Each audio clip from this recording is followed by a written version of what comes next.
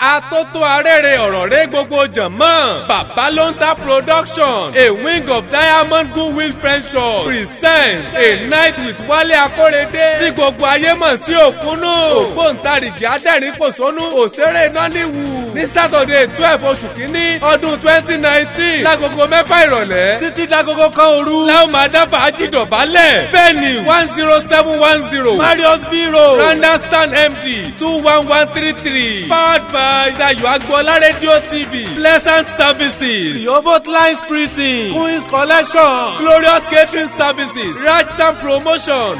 LB Production. Triple A Promotion. Ọmọ Balógun Entertainment. Samike Entertainment. Divine Promotion. STG Services. And other promoters in Maryland. Eléré ọjọ́ náà ni His Royal Highness Ọlálékan Aláyùbá. Come and join us as we celebrate an icon in theatre industry. Wálé Akórèdé Òkúnnù in Maryland. Oh my loud God.